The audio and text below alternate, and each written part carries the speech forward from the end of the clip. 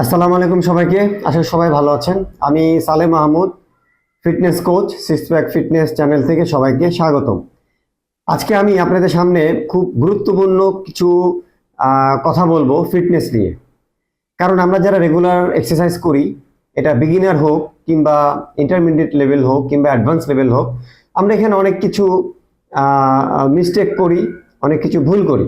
তো আমি আজকে এই ভিডিওতে জানাবো যে আমরা কিভাবে একটা পারফেক্ট ওয়ার্কআউট রুটিন তৈরি করব, আমরা কিভাবে একটা পারফেক্ট ওয়ার্কআউট সেশন আমরা করব, এবং ওয়ার্কআউটের সময় আমরা কি কি ধরনের ভুল করে থাকি, এবং কিভাবে ওয়ার্কআউটের মাধ্যমে ওয়েট ট্রেনিং এর মাধ্যমে আমরা মাসেল গ্রো করতে পারবো। এই চারটা ব্যাপার নিয়ে আমি আজকে কথা বলবো। তো প্রথম যে আইটেমটা রয়েছে সেটা হচ্ছে একটা ওয়ার্কআউট রুটিন তৈরি করা। তো ওয়ার্কআউট রুটিনটা হচ্ছে এটা হচ্ছে একটা ব্যাটেল প্ল্যান।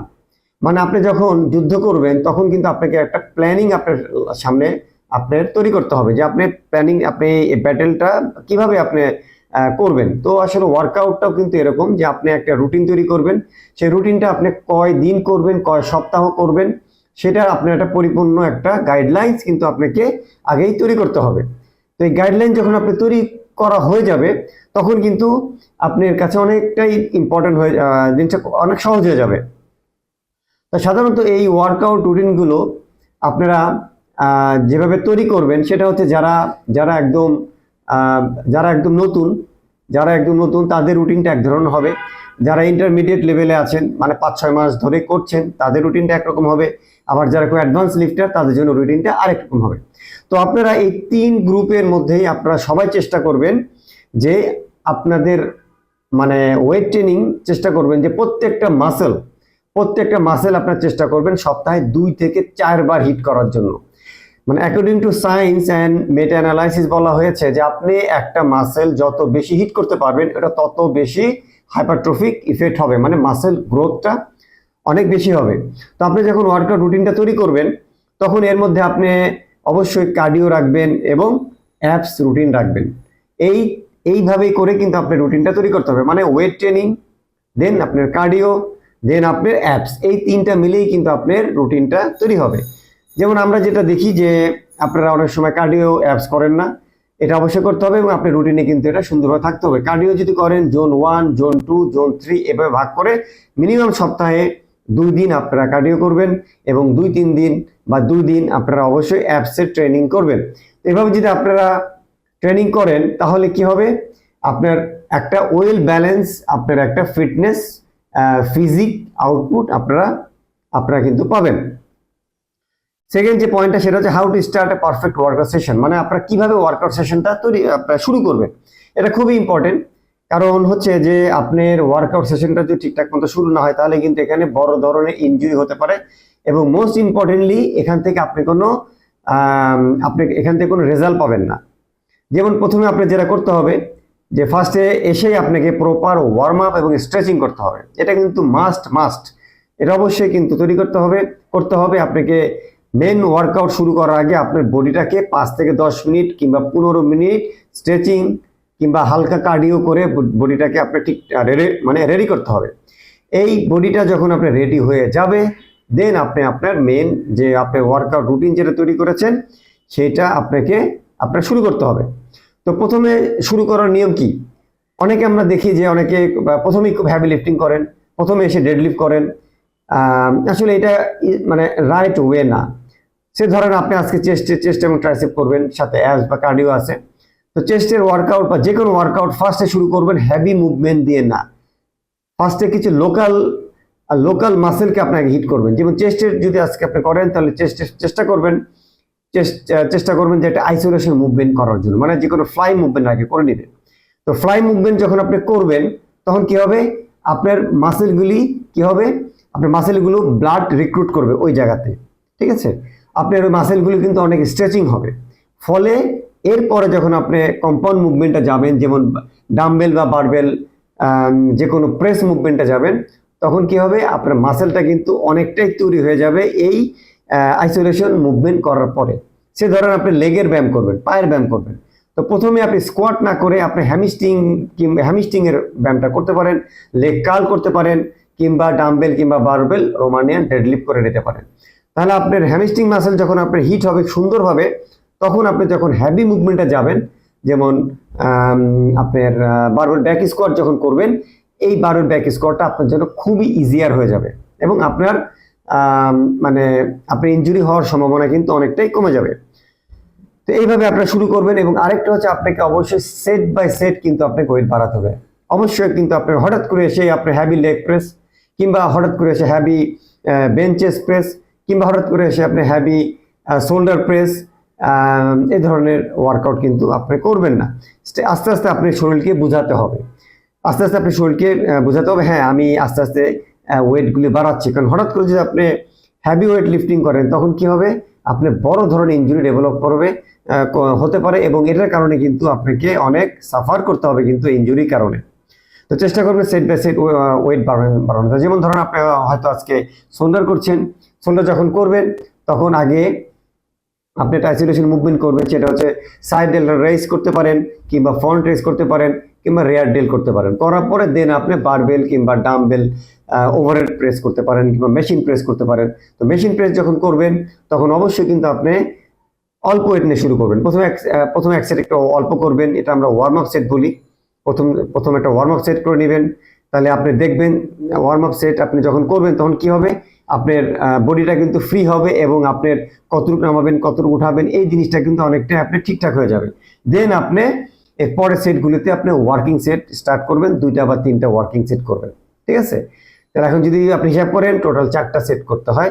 তো এই 4টা সেট কিন্তু প্রথম যে ওয়ার্কআউটগুলি করবেন সেই ওয়ার্কআউটগুলিতে আপনি 4 সেট ওয়ার্ম আপ সেট করবেন। পরের যখন আপনি ওয়ার্কআউটগুলি করবেন যে ওই আইটেমে বা ওই বডি পার্টে, তখন কিন্তু আর ওয়ার্ম আপ সেট করা দরকার হয় না, ঠিক আছে।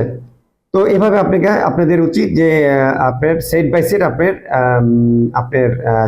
আপনার ওয়েট ইনক্রিজ করতে হবে। তো চেষ্টা করবেন যে আরেকটা খুব ইম্পর্টেন্ট হচ্ছে আমরা যখন ওয়েট ট্রেনিং করি তখন যেহেতু মাসেলের উপরে এটা কাজ করে, মাসেলের সাথে কানেক্টিং হচ্ছে আপনার আমাদের হার্ট, লাং, কিডনি। তো আসলে আমরা যখন মাসেল ট্রেনিং করি তখন আমাদের শরীরকে সবসময় হাইড্রেট রাখতে হবে এবং সেট বাই সেট অল্প অল্প করে পানি খাবেন। এই পানি হতে পারে যে কোনো স্যালাইন ওয়াটার হতে পারে, কিংবা এমনি ফ্রেশ ওয়াটার হতে পারে, বাট ঠান্ডা পানিটা না খাওয়াই ভালো। তো এইটা হলো আপনি কিভাবে একটা পারফেক্ট ওয়ার্কআউট সেশন আপনি তৈরি করবেন। এরপরে হচ্ছে যে আপনি এটা হলো দেন নেক্সট যে পয়েন্টটা সেটা হচ্ছে আপনি কিভাবে মাসেল গ্রো করবেন।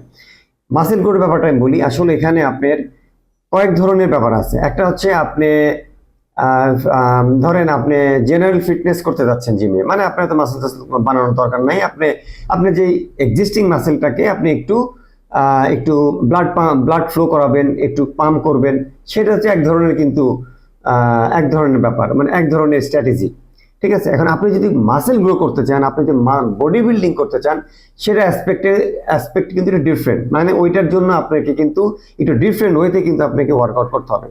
সেটা হচ্ছে আপনাকে যেটা করতে হবে যে মাসেল বিল্ডিং করার জন্য আপনাকে প্রথমে যেটা ইম্পর্টেন্ট, এবং শুধু মাসেল বিল্ডিং না, আসলে প্রত্যেকটা ওয়ার্কআউটের জন্য যে জিনিসটা আপনার খুব ইম্পর্টেন্ট সেটা হচ্ছে রাইট ফর্ম এন্ড টেকনিক। এই রাইট ফর্ম এন্ড টেকনিক যদি আপনি ঠিক না থাকে আসলে আপনি কোনো কিছুই করতে পারবেন না, ইনজুরি আপনি ডেভেলপ করবে এবং আপনি মারাত্মক বিপদে পড়ে যাবেন। তো এই জন্য আপনারা চেষ্টা করবেন যে কোনো অবস্থা থাকেন না, কোনো মাসেল গ্রো বলেন বা ইন জেনারেল ফিটনেস বা ফ্যাট লস, আপনার মানে রাইট ফর্ম এন্ড টেকনিকটা খুবই ইম্পর্টেন্ট। পরে যে ইম্পর্টেন্ট ব্যাপারটা সেটা হচ্ছে রাইট টেম্পো মেনটেন করা। এই জিনিসটা আমরা খুবই ল্যাকিংস দেখি, আপনারা রাইট টেম্পো মেনটেন করেন না, আপনারা খুব ফাস্টার এক্সারসাইজ করেন, মানে রাইট টেম্পো বা টাইম আন্ডার টেনশন আপনারা রাখেন না। টাইম আন্ডার টেনশন হচ্ছে যখন ধরেন বাইসেপ কার্ল করছেন, তো বাইসেপ কার্লটা আমরা কি করছি, উঠাচ্ছি এবং ঠাস করে নামাচ্ছি। আপনি বেঞ্চ প্রেস করছেন, উঠাচ্ছেন, ঠাস করে নামাচ্ছেন। আপনি যদি এভাবে ঠাস করে নামান তখন কি হবে, আপনার মাসেল কিন্তু টিয়ার হবে, মাসেলকে ট্রমা হবে এবং ওখানে ইনজুরি ডেভেলপ করবে। এই জন্য টেম্পো মেনটেন করতে হবে, মানে মাসেলকে টাইম আন্ডার টেনশন, মানে এটাকে টেনশন রাখতে হবে। আপনি যখন বাইসেপ কার্ল করবেন তখন কিন্তু ফাস্ট নামাবেন খুব স্লো, মাসেলকে যথেষ্ট টেনশন রাখতে হবে।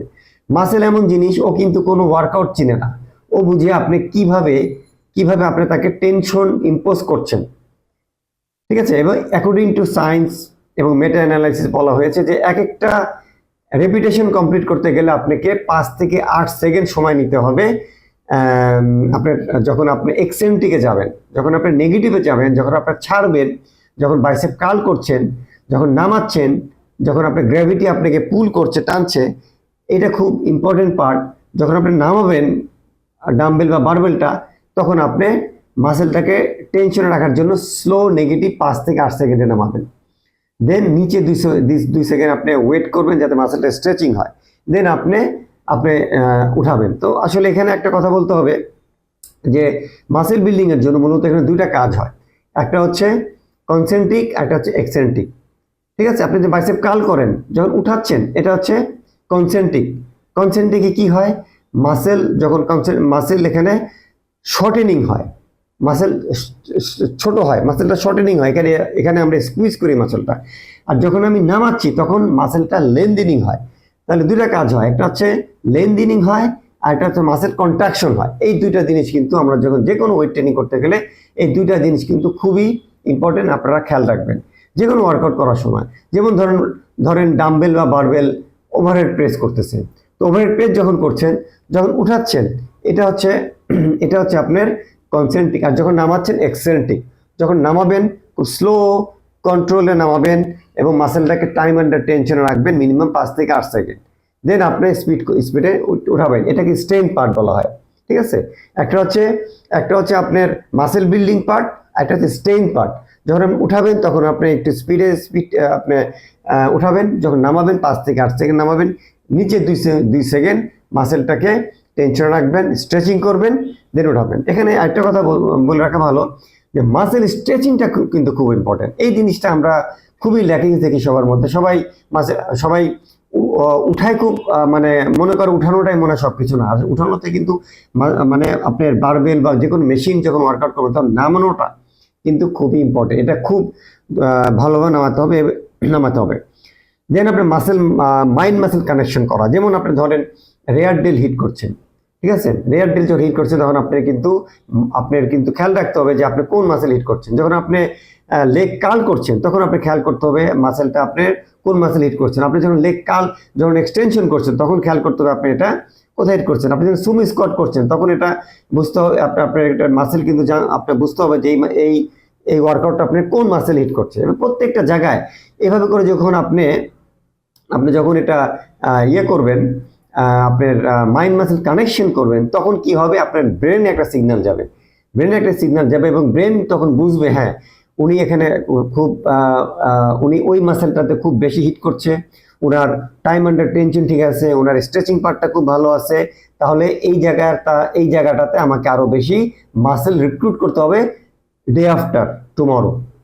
ঠিক আছে। এইটা হচ্ছে আসলে আমাদের আমাদের যে আমরা যখন ওয়েট ট্রেনিং করি তখন এই যে মোটর ইউনিটগুলো আছে এগুলো কিন্তু খুব অ্যাক্টিভ হয় এবং আপনি যেভাবে পুশ করবেন ওভাবে কিন্তু আমাদের মস্তিষ্কে কিন্তু বা আমাদের ব্রেনে কিন্তু একটা সিগন্যাল যায়।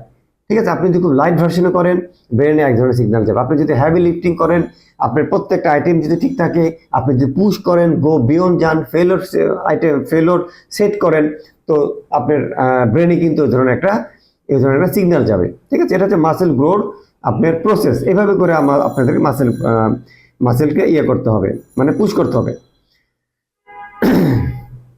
আমরা অনেক সময় কি করি যে আমরা আজকে চেস্ট করব কিংবা আজকে ব্যাক মাসেল করবো, ব্যাকের আমরা 8টা 10টা আইটেমস করবো। এটা কিন্তু টোটালি কাউন্টার প্রোডাক্টিভ। সবসময় চেষ্টা করবেন কোয়ালিটি ওয়ার্কআউট, নট কোয়ান্টিটিস। আপনি যদি কোয়ান্টিটিসের পেছনে ছুটেন, মানে আমি 8টা 10টা আজকে চেস্টে 8টা 10টা আইটেম করব, আমি ব্যাকে 8টা 10টা করবো, এটা কিন্তু আপনার গ্রোথটাকে কিন্তু কমাই দিবে। আপনি যদি মাসেল গ্রোথ আশা করেন তাহলে আপনাকে কোয়ান্টিটিস না কোয়ালিটির উপর ডিপেন্ড করে আপনার মেন ফোকাস করতে হবে। সেক্ষেত্রে ব্যাকের 3 থেকে 4টা আইটেম যদি আপনি করবেন খুব ভালোভাবে করবেন।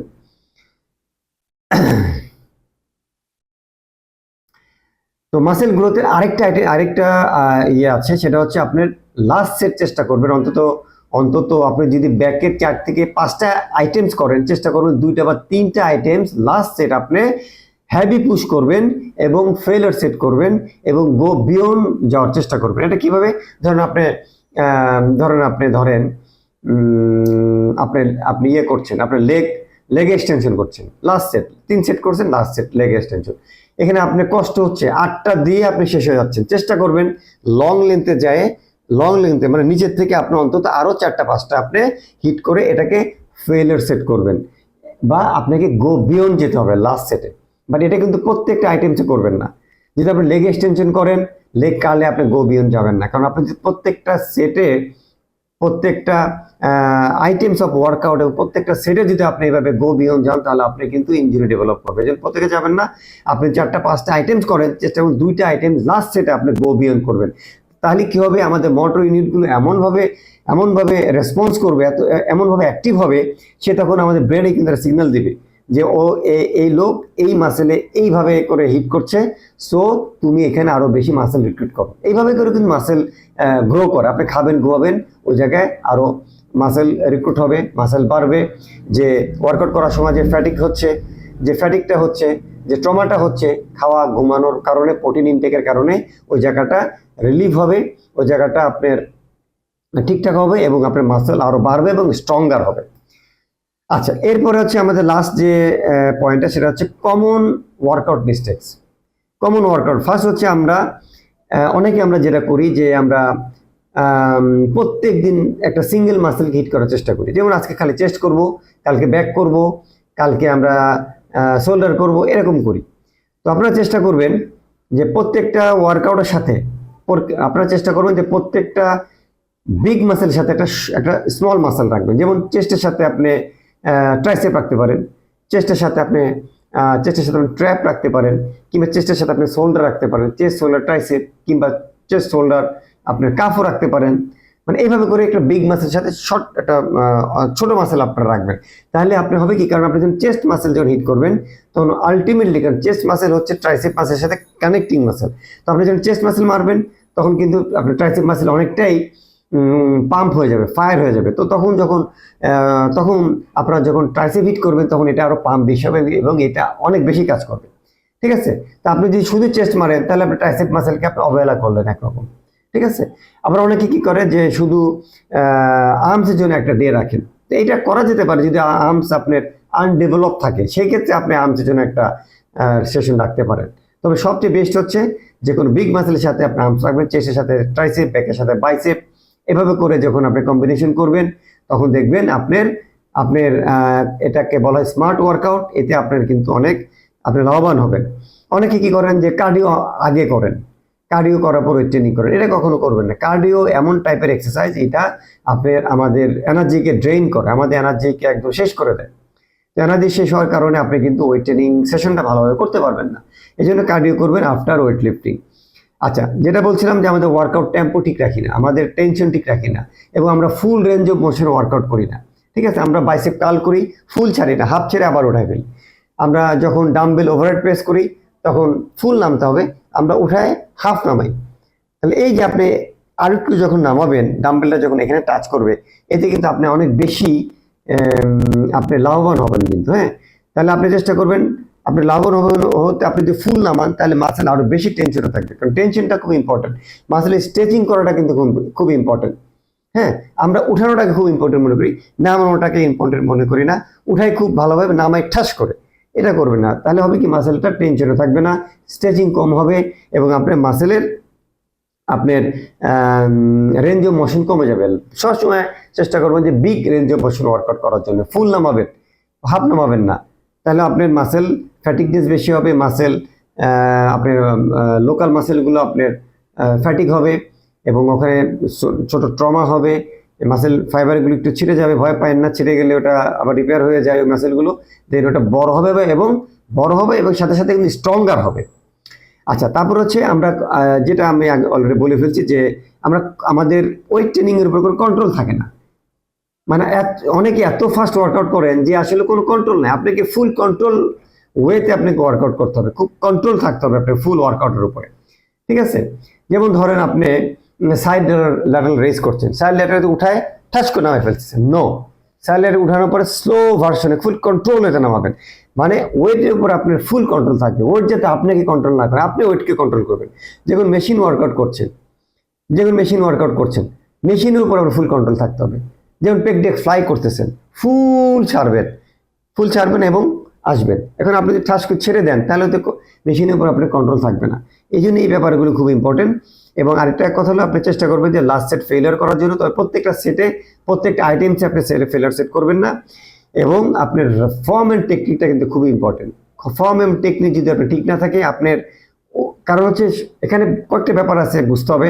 সেটা হচ্ছে যে কয়েকটা ফ্যাশন ওয়ার্কআউট আছে। একটা হচ্ছে বডি বিল্ডিং ফ্যাশন ওয়ার্কআউট এক ধরনের হয়, আবার যারা পাওয়ার লিফটার তাদের ওয়ার্কআউট ফ্যাশন আরেক ধরনের হয়, আবার যারা ইন জেনারেল ফিটনেস তাদের তো মাসেল দরকার নাই বা বডি বিল্ডিং করবে না, মাসেলগুলিকে একটু তারা নাড়াচাড়া দিবে, এদের আবার ওয়ার্কআউট ফ্যাশন কিন্তু আরেক ধরনের হয়। তবে সবার জন্যই কিন্তু একটা কথা যে সবারই কিন্তু রাইট ফর্ম অ্যান্ড টেকনিকে ওয়ার্কআউট করতে হবে। আচ্ছা, শেষ সেটা হচ্ছে অনেকে কার্ডিও অ্যান্ড অ্যাপস করেন না।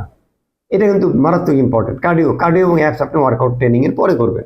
তো অনেকে কার্ডিও করেন না, অ্যাপস করেন না। একটা কথা মনে রাখবেন যে আমাদের শরীরকে যদি আমরা একটা গাড়ির সাথে তুলনা করি, তো আমাদের এই মাসেল হচ্ছে গাড়ির ফ্রেম, আর ইঞ্জিন কিন্তু আপনার কার্ডিও ভাস্কুলার সিস্টেম, আপনার হার্ট, লাং, আপনার কিডনি, ঠিক আছে, এগুলো কিন্তু আপনার ইঞ্জিন। তো ইঞ্জিন যদি আপনি গরম না করেন তাহলে কিন্তু আপনার এই ফ্রেমটা কিন্তু ফ্রেমের কিন্তু মাসেল গ্রো করাটা একটু কঠিন হয়ে যায়। তো এইটা চেষ্টা করবেন কার্ডিও করার জন্য। অনেকে ভাবেন যে ওয়েট ট্রেনিং করলে এটা কার্ডিও কাজ করে, হ্যাঁ অনেকটাই কাজ করে, তো এত বেশি করে না। কারণ আপনি যদি আপনার হার্টকে যদি আপনি ওয়ার্কআউট না করান, কারণ আপনি যখন একটু ইন্টেন্সিটি বাড়ায় যখন ওয়ার্কআউট করবেন, কার্ডিও করবেন, তখন আপনার পালস রেট কিন্তু বেড়ে যাবে, 100, 120, 130 থাকবে। হ্যাঁ, এতে কিন্তু আপনার মাসেল রক্ত পাম্প খুব ভালো করে শিখতে পারবে এবং মাসেল আপনার হার্টের উপরে আপনার একটা হার্টের ভালো একটা ওয়ার্কআউট হবে। তো ওয়েট ট্রেনিং করলে ঠিক আছে হার্টের ওয়ার্কআউট হয়, বাট অত বেশি হয় না। তো সবসময় রাখবেন কার্ডিও হচ্ছে কার্ডিও ভাস্কুলার সিস্টেম হচ্ছে কাইন্ড অফ ইঞ্জিন। এই ইঞ্জিনিয়ারও কিন্তু ওয়ার্কআউট করাতে হবে তাহলে, এবং অ্যাপসের ব্যায়াম করতে হবে। কারণ হচ্ছে অ্যাপসের ব্যায়াম যদি আপনি না করেন তাহলে আপনার ব্যাক পেন হতে পারে। অ্যাপসকে বলা হয় ন্যাচারাল ওয়েট বেল্ট। কারণ এই ন্যাচারাল ওয়েট বেল্ট যদি ঠিকঠাক না থাকে তাহলে আপনি যে কোনো সময় আপনি ডেড লিফট করতেছেন, আপনি কিন্তু ইঞ্জুরি হয়ে যাবে। এই জন্য অ্যাপস হচ্ছে আপনার আপার লিম এবং লোয়ার লিম, মানে আপার বডি আপার বডি এবং লোয়ার বডিকে অ্যাটাচ করে কিন্তু এই অ্যাপস মাসেলটা খুবই ইম্পর্টেন্ট মাসেল। অ্যাপস মাসেল তবে স্ট্রং না হয় আপনার যে কোনো সময় মারাত্মক ধরনের ব্যাক পেন হবে, মারাত্মক ধরনের আপনি ইঞ্জুরিজ হবে। এই জন্য এই ধরনের ব্যাপারগুলো যে আপনি মিস্টেকগুলো যে আপনি অ্যাভয়েড করেন, তাহলে আপনি একটা সেফ এবং স্মার্ট ওয়ার্কআউট আপনি করতে পারবেন। তো এই ছিল আজকে ভিডিও। যদি ভিডিওটা ভালো লাগে আপনারা অবশ্যই সাবস্ক্রাইব করবেন এবং লাইক এবং শেয়ার করবেন। সবাই ভালো থাকবেন। আসসালামু আলাইকুম।